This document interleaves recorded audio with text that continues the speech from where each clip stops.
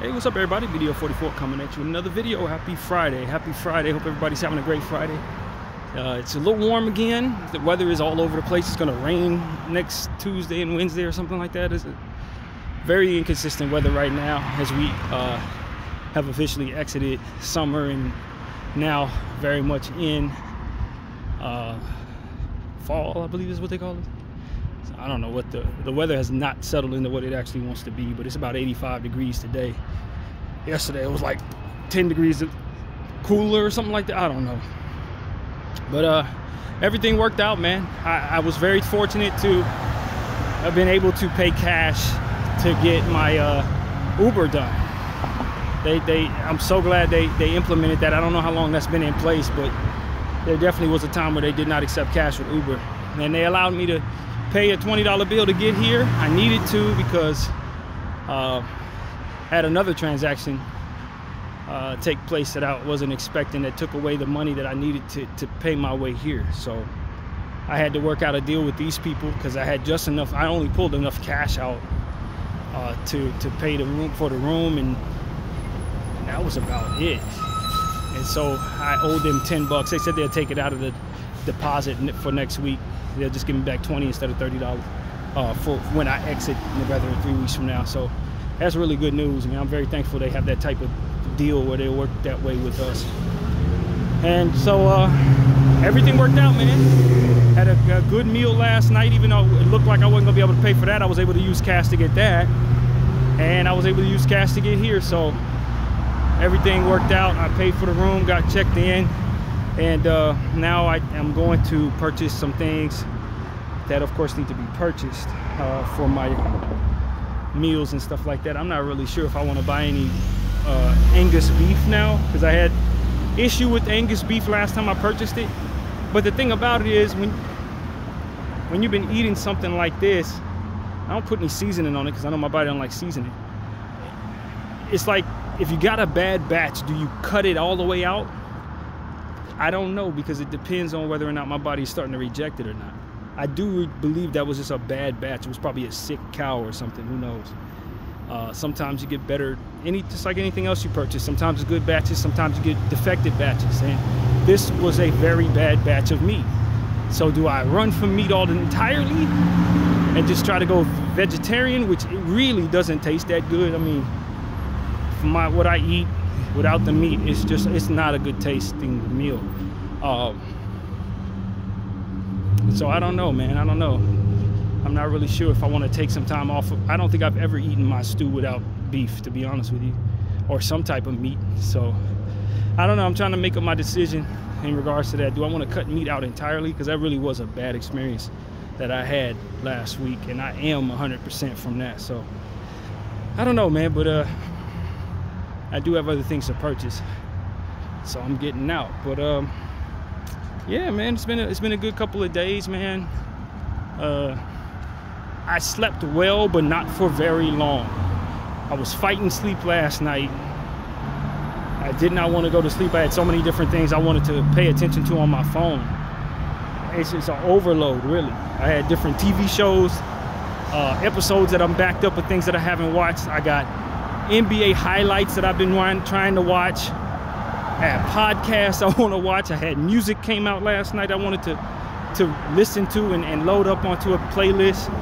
It's just too much. I did not want to go to sleep because all of my interests I wanted to focus on. But I eventually knocked out like around 1:30, and then the neighbors, the people who were next door in the motel, woke me up at like 6:30 with their commotion. And so what it ended up being was me not really sleeping a lot, but the sleep that I got was very sound. So I just take it for that.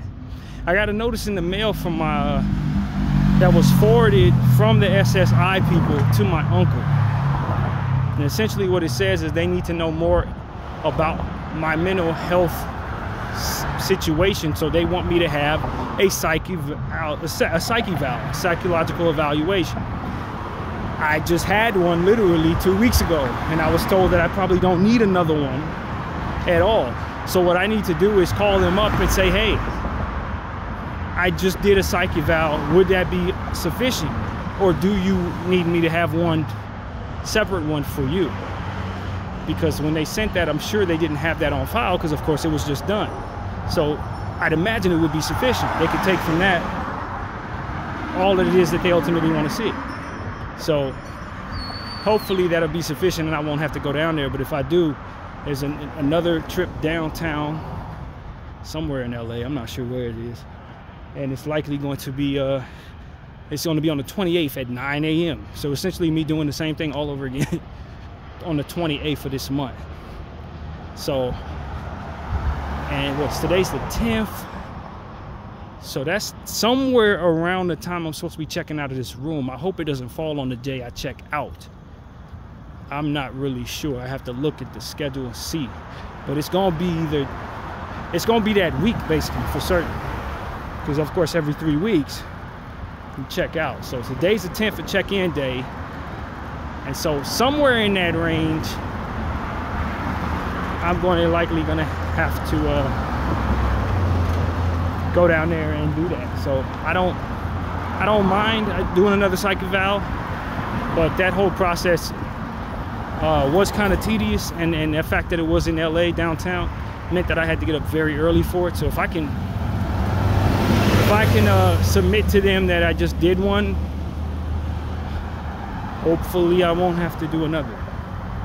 So I honestly don't mind doing another. I just don't want to do one just as soon as I've just finished one because of the tediousness of it. I do think that multiple evaluations and multiple kinds of testing could be beneficial in trying to figure out what I'm struggling with. And there may be a little bit of an asterisk on that one I did because of how sleepy I was, given the fact that I didn't sleep very much leading up to it. But this would be the same situation. This would be the exact same thing. So I don't know. I don't know if it would be any different in that regard. So yeah, man, that's something I definitely want to log on here and say like the 28th is when they want me to show up somewhere downtown and do a psych eval, as if I didn't literally just do that like a week ago. It ain't been 10 days since I did it. So yeah, man, that's what's going on. You know, it was a very good energy that I felt when I walked in the room today. The new guy checked in, solid human being, checked me in the room here. Of course, it's one of those things where, of course, you're trying to get used to the new management and new personnel here. Because obviously, you know, I had good friends that used to do this job, and so it was good vibes with him. He checked me in, no problem. They condensed the paperwork to where it's not as much to sign when you sign in, so we were able to get me in there in a matter of minutes. And you know what? That really would have made life easier for the old management. It was a lot of papers to sign. He condensed it down to 2 sheets, got all the information that they needed, that they would have us sign in 8 and 9 sheets. He got done in 2 sheets. That cuts down on so much of their traffic. So much of their traffic. So that was real easy. It was real easy to sign in. Real simple solution. Because they have more cleaning people, you don't have to wait all day to get a room. You just, you know what I mean? They had the room available. So I'm already out the house earlier than I normally would in my regular routine because of how quickly they're able to process you. And so I'm very thankful for how all that played out. And like I said, when I came in the room, I felt really good. This is actually the same room that I was in when my uncle came to town, just in July. So they you know, with this new management, so it's like they don't know the rooms that you've had. Old management they had a system about cycling you throughout the entire building, and so you rarely had the same room twice. But since management come in, as new management's come in, they've been putting me in the same rooms I just got out of. So that's what this is. This was like the room I was in maybe 4 cycles ago. It ain't been that long. This is what, October? That was July. So I have some good memories of how I handled things in that room, and that was the room I had gotten sick in as well, and kind of dealt with a lot of things as well. But it just felt like a really good vibe. There was Bibles sitting on the table. I don't know who was in that room last, but they didn't take all their stuff out. It was like a extra chair in there, a Bible, and like some type of journal that hadn't been written in. It's a lot of stuff in there. You know, they probably would have cleaned out. Old management would have cleaned it out. New management just left the stuff in there. So I don't know. It just had more of a homely vibe. It had more of a spiritual vibe. You could tell people had been in there praying or whatever. You could feel it. You know, so I just felt very blessed. Hopefully good things come from this. And you know, that's really what it comes down to. Just sometimes you just get a good vibe from what it is that the room you're going into. I can't even explain it to you guys, but it's just like I had maybe about a year and a half ago when I was telling y'all I felt like an overwhelming sense of peace and goodness that hit me when I walked into a specific room. This was another one of those. And so it was a saying that came to mind as I was unloading my things, and it was something along the lines of, there is no greater reward than that of the love of the Lord or the favor of the Lord.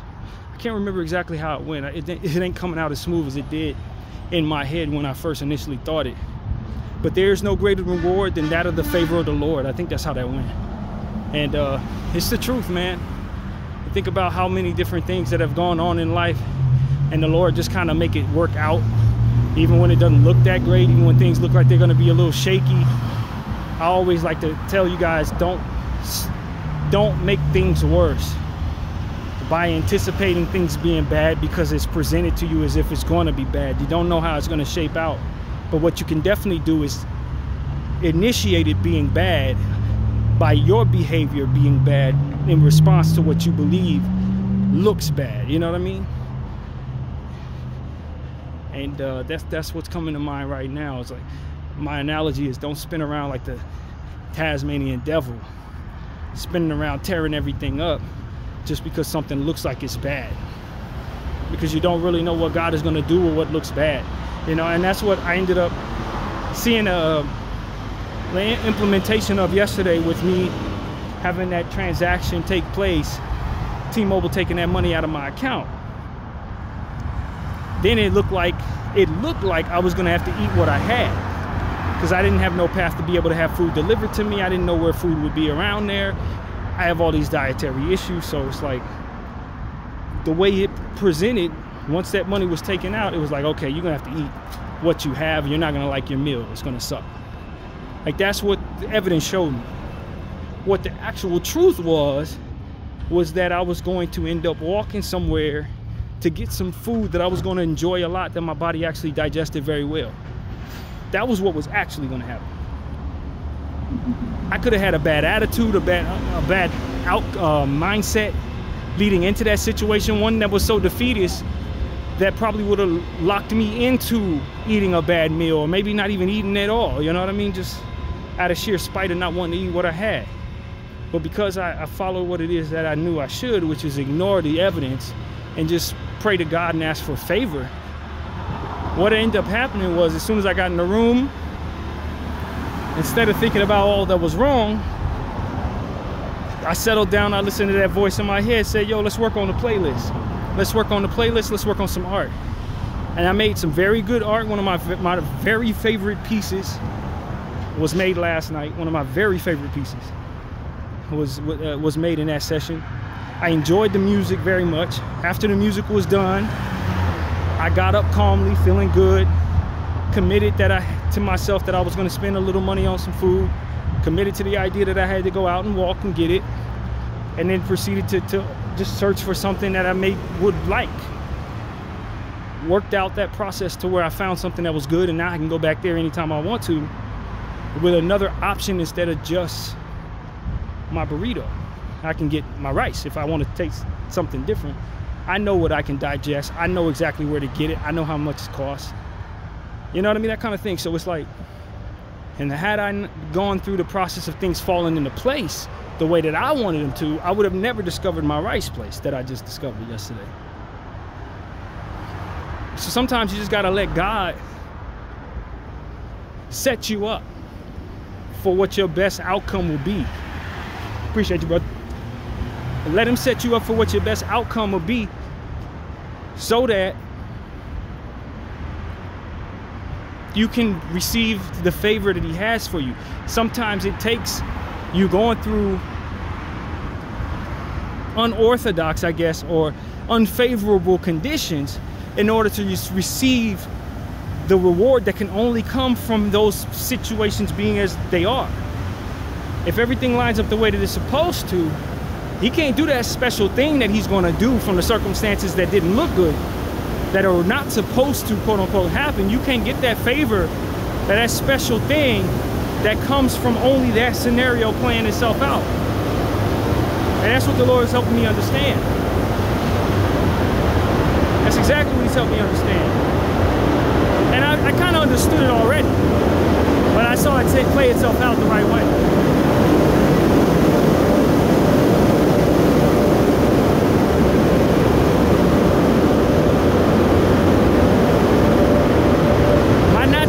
Reaction to that transaction taking place was to likely call T-Mobile and ask them to rescind that transaction, or of course live with the results of the transaction being done and being unhappy with the results and ultimately not having everything that I wanted for the night, or all of that. Even this morning when I looked up and saw the transaction had taken place that I didn't know about, I knew I had the cash to pay for my way over, but that initial thought that came through my mind when I saw that money was gone is, oh no, I'm gonna have trouble getting there. I'm gonna have trouble. It's gonna be hard for me to get there. Maybe they take cash, maybe they don't. You know, that was the problem. But you know, you just kind of let faith take over and you don't allow that natural reaction, which is equivalent to spinning around like the Tasmanian devil, tearing up the house, making things worse, to happen. You don't let that happen. It's what I was saying to my sister as well. Things line up as if you know what they look like. But when you live long enough to see things play out differently than what it looks like, you start to learn to just kind of let the universe work things out. You don't necessarily see it as it is. It may look a certain way, but you don't quite know what is about to happen. It may look like you're about to step in pool, but maybe that's not real pool. Maybe that's, you know, it's a lot of things that look a certain way, but don't actually play out that way. And it's hard to sometimes not spin around because you trust your perception. You trust your eyes. Your eyes are telling you, hey, this is bad. You trust the history. You may have went through something similar. Hey, this is going to be bad because you've been through something bad. But that's one of the biggest mistakes human beings make, is applying that type of thinking to what it is that's ahead. And to a point, my therapist often tells me that. So I credit her too as well for helping me have that seed in mind as I consider my life going forward. Sometimes things really do look a certain way and it don't have to necessarily play out the way it looks. Sometimes history has told you, hey, this is what it's been and this is what you can expect. But this is a different scenario. This is a different day. And you're a different you. And so that has to count for something. So yeah, that's the message that came to mind, man. Let the favor of God into your life. There's no greater reward than the favor of the Lord. Let him work that favor out and receive it that way too. There are a lot of things that we favor over God, especially in this materialistic world. We favor money, we favor, you know, being exalted by a fellow man. We favor whatever it is we're attracted to, being in our life to whatever level we want it in our lives, to have whatever degree. Sometimes we favor being able to protect ourselves from perceived fears, perceived embarrassment, perceived exposure, perceived danger even in some cases. And we favor a lot of things over the favor of the Lord a lot of times. In this world, the loving arms of the Lord can feel like a lesser degree of patronizing you at times if you allow yourself to see it through a worldly lens. People will tell you, oh, okay, I love you. Yeah, but what you gonna pay for? You know, that's how we approach our loved ones. You might have a great person come into your life that's going to shower you with love, and through them, good things are going to be in your life. But because you're looking at it through a worldly lens, you ignore them because they don't meet a certain criteria that only fits the world around you. They don't fit your aesthetic. They don't have the money. Whatever the case may be. Like, this person was brought to you by God. This person is a direct person that came from the Lord. This is favor in your life. But you don't want that person because you want somebody that looks a certain way. Now, that person ain't come from God. That person don't even know what you would otherwise be pleased with. In the end, they just looking for however it goes. It has nothing to do with your betterment. But you welcome them in because they fit that aesthetic. You've effectively chosen something greater than the favor of God in your life. I think a lot of people, most of us, have been in that position one way or another, probably rejecting something that's really good for us, that has a really good path for us, because our perception or what have you, because we don't think it fits our aesthetic. We don't think it fits our desires. We don't think it's gonna make us happy for whatever reason or two.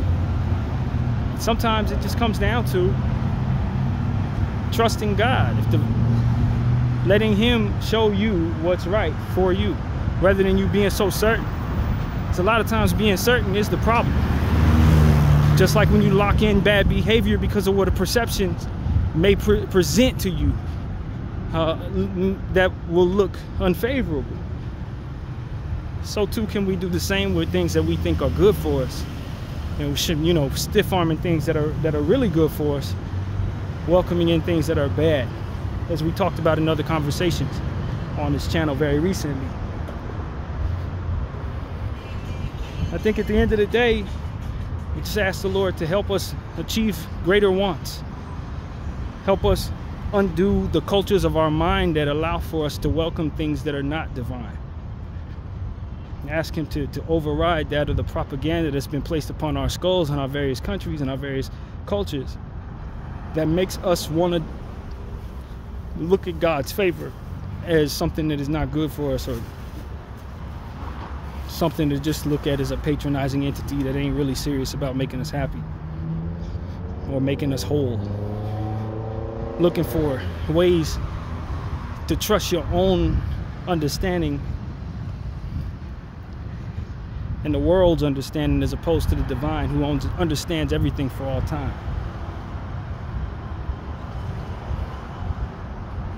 I was looking at somebody this morning on my Facebook. There's a lady who was essentially saying on one of her posts that she doesn't appreciate when a man who's dating her doesn't give her money without her asking for it. I respect that if I were a wealthy man, then in the world I'm in, that shouldn't be too difficult for me to understand, hey, this woman, she's not wealthy. I'm trying to date her. I want her time. Money makes the world go round. It seems very practical to share wealth with somebody that I want to spend time with and share a body with or whatever, right? But what ends up happening when a woman thinks that way, or when a man thinks that way, is that they end up welcoming people into their lives that may or may not be any good. That part is not the problem. But it's the people they stiff arm out of their lives that may be very good for them because they don't fit that culture or criteria. That's the part I think that's more damaging. It's not about welcoming the wrong people in your life necessarily when it comes to this. It's about who you leave away from you, who you steer clear of, and why. This person ain't giving me money right away, so obviously they're not good for me. Well, the person that is good for you may not have the money right now, but because you can't see what the Lord is about to do in their lives, you can't see that they're going to give you 10 times more. When they get it, they're going to be willing to do for you things that the person that's willing to give you money right away would never be willing to do.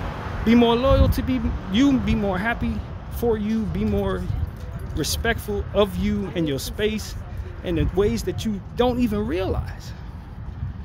But because of that very simple thing that you are very locked into, something that vets away people in a very worldly way, You find yourself stiff-arming somebody who, by way of you loving them and them loving you, the greatest happiness you will ever know gets avoided by you. For something as silly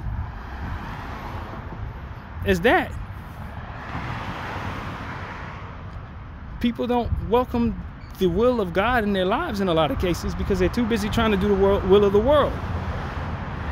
If that person ain't got money, then that equals them being broke. That's equivalent to you looking at something, perceiving it a certain way, and then spinning around, tearing up the room.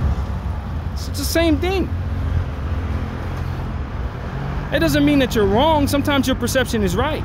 But to be married to your perception as if it's always right, and then furthermore pushing things away for reasons that don't have anything to do with God, yeah, you're gonna find yourself unhappy a lot of the times when you do that.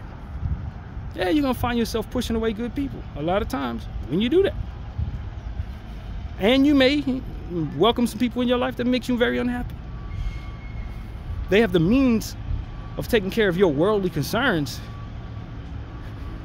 but by way of you loving them, you welcome your undoing. By way of you loving them, you welcome the worst trauma of your life. By way of you allowing them near your body, you end up finding yourself in certain circumstances that were never meant for you. All because they met a criteria that the world told you that you needed. They didn't properly represent their unselfishness. May have properly represented their willingness to part ways with money to receive whatever it is they want from you, but it's conditional and transactional. The Holy Spirit is not transactional. The favor of God is not transactional. It's a gift. And it's the greatest gift you're going to find in this world.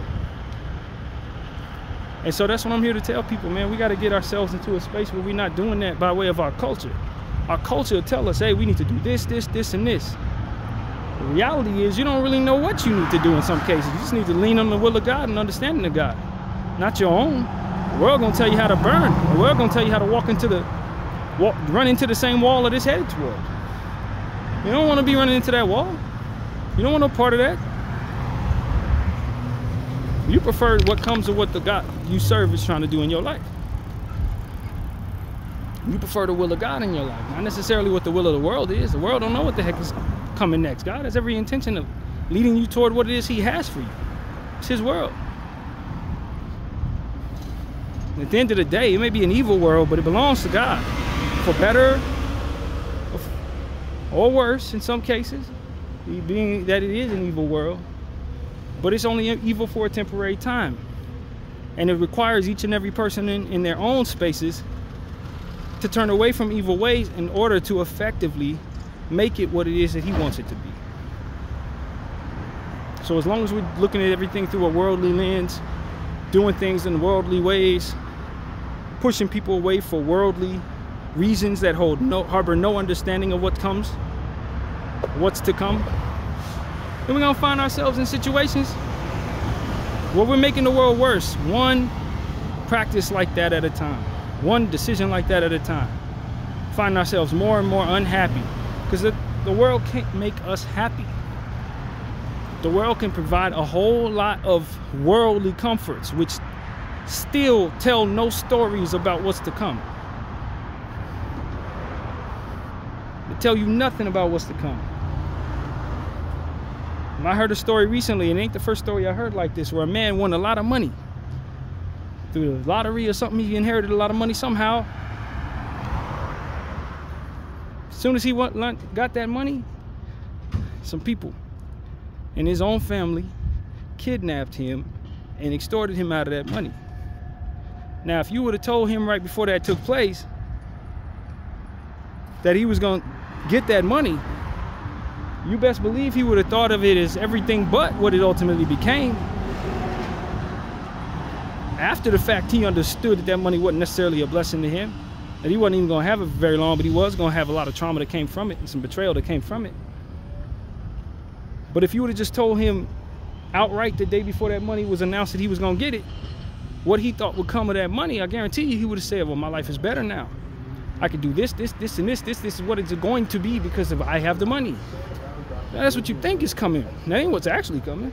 What's actually coming is this trauma right here. So this is where it comes down to. The world will tell you this is what comes with the money. The world will tell you here's the money, you're going to be happy with it. The world can't really tell you what comes with the money. The world can't really tell you what circumstances are going to be in your life because of it.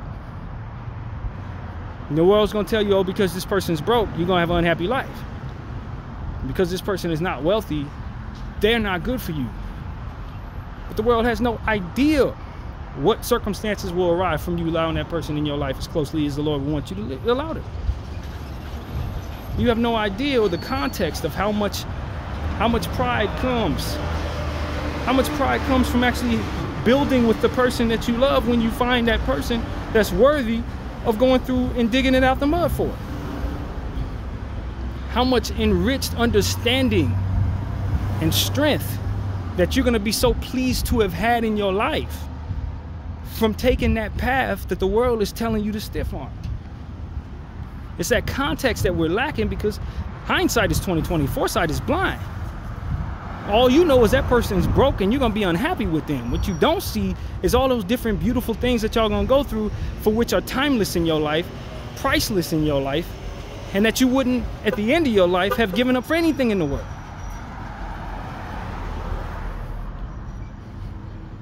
You rob yourself of all of that context and all of that glory by following a world that doesn't know what's coming next in your story.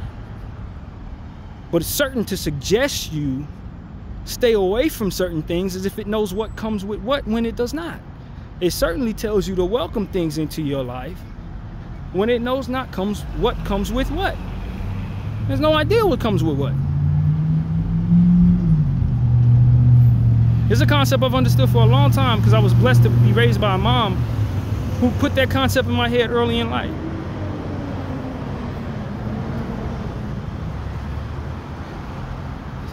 You may get a car that you really, really want, but you don't know what comes with that car.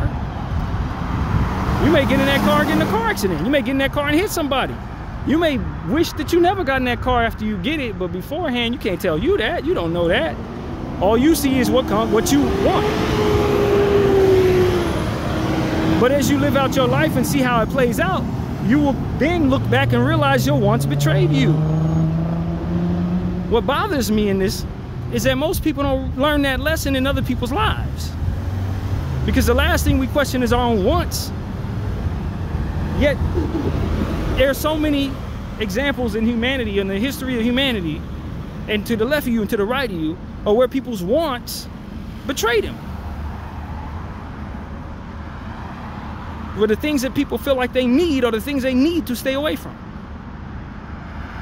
They harbor so much confidence in those wants, so much certainty in those wants, only to watch their lives play out and for them to regret ever wanting what it is they end up wanting.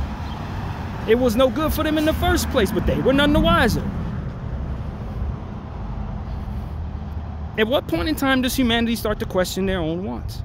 At what point in time does the humanity start to understand that through the grace that has already been displayed in so many people's lives, the grace of God, or grace of the universe, whatever you want to call them, through the grace that has been displayed, should we not lean on that from which that grace comes as a means of helping guide us toward our best wants? How many times the Lord has saved you from things that you wanted and welcomed into your life that ultimately were terrible for you? At what point in time and throughout your journey are you going to start looking at God and saying, yeah, could you lead me toward better, because I don't think that I'm capable of choosing what's best, given my lack of foresight? Can you help guide my wants, Lord? Since you helped me through those circumstances that I welcomed, that were no good for me. And I watched this happen in so many people's lives, some of which didn't make it through the bad things that they ultimately welcomed in their lives. Found themselves addicted to certain things, found themselves mentally warped in certain circumstances that started very, very simply as a want. Now they're stuck, now they can't get out. Those are shackles they would love to be free from. How about I ask you to help me never allow for anything to take my freedom? It's about so many people run into walls in their lives to get themselves locked up, trusting the wrong people, find themselves in bad situations. At some point in time, we got to realize for every situation that God has gotten you through is evidence of you needing to trust him to help you avoid certain things that he will need to get you out of. Some stuff you don't need to fall into in the first place. But when we're so confident that whatever it is that we decide we want is what it is that we should have, and then we're going to go get it, then too comes whatever comes with what it is that you get, for which you do not know. So that's why I always ask, Lord, can you help me be of better wants so that I can want the things that are best for me? Because a lot of the things I want, I probably shouldn't want. A lot of the things that I think come with what it is that I want don't actually come along with what it is that I want. I get other things that I never intended. And most importantly, I live in a country that wants to teach me to want certain things that I know are no good for me, and wants to normalize me welcoming those things into my life. So why should I, understanding I'm from that environment, trust my wants to begin with, when I have at least the notion that such a thing exists?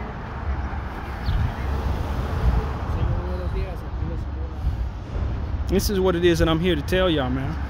And if we start applying that to our own lives, we can start being better for not only ourselves, but for everyone around us, for the next generation, for our legacies and all of that. We can start really avoiding certain mistakes and certain outcomes, certain traumas and certain circumstances that tumble forward to making us worse, turning us into monsters, turning us into demons, turning us into people who then are hurt and so to hurt others, because we know hurt people hurt people. How do we avoid being converted to being something devilish, if not for the guidance of that for which always saves us from circumstances as it does?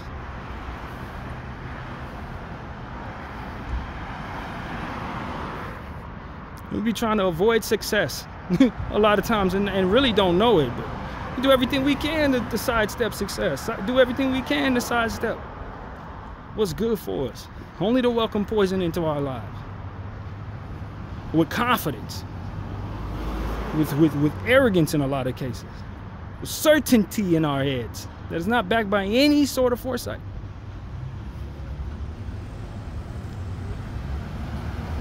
And so that's what I'm here to share, man.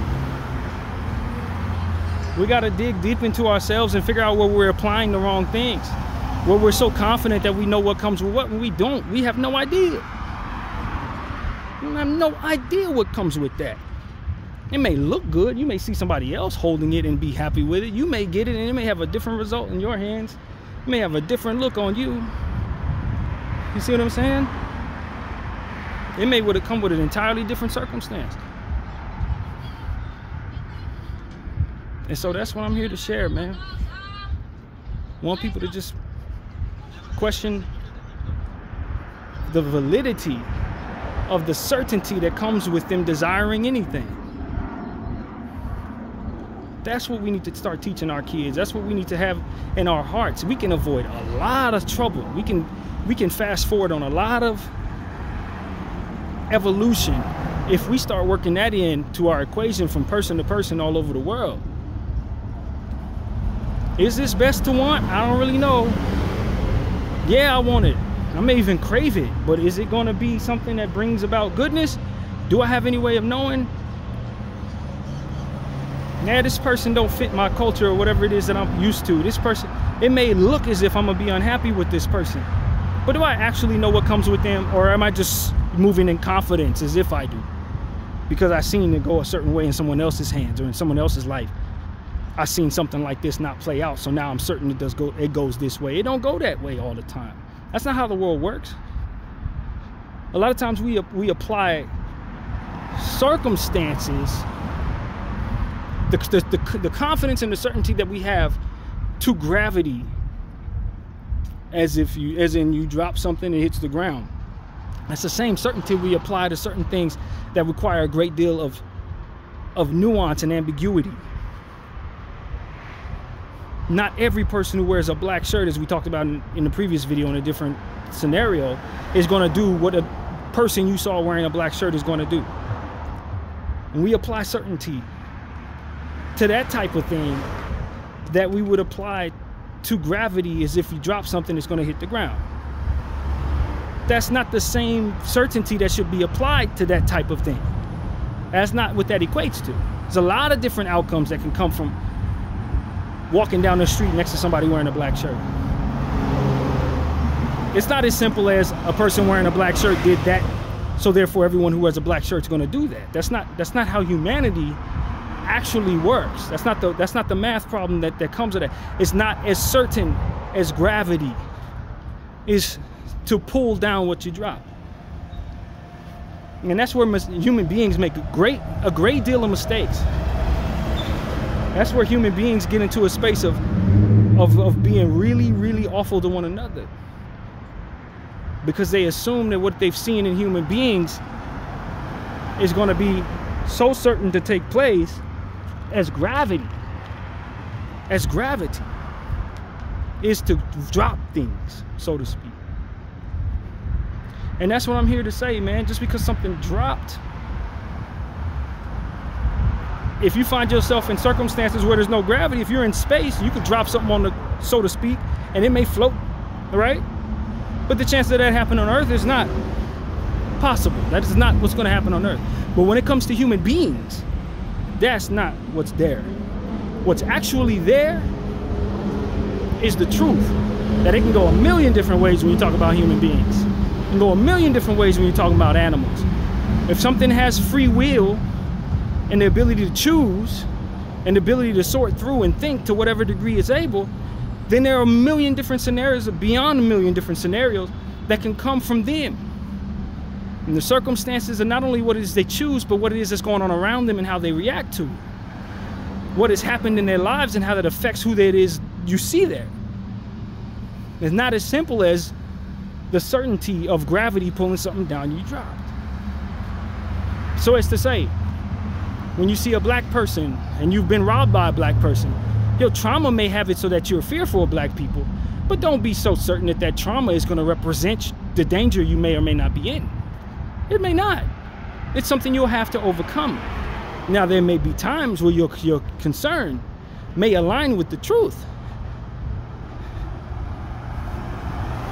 And in that case, you just would have been right. But that doesn't necessarily mean that you're going to be right all the time. And that we move with that type of certainty can be very harmful to a multitude of things that matter very much. That help define who we are and helps define what we're going to do to affect others, to affect ourselves, etc. So let that be something that's on your mind as you consider what it is I'm saying. How much certainty are you moving in as it pertains to what you expect from human beings? How much certainty are you moving in as it pertains to the labels that are placed upon people, even animals in certain cases? Labels that make you certain things are going to be a certain outcome, as if gravity is the confidence that's best to apply to this. And I assure you that judging a book by its cover is going to leave you wrong enough of the time to make it something you should not do.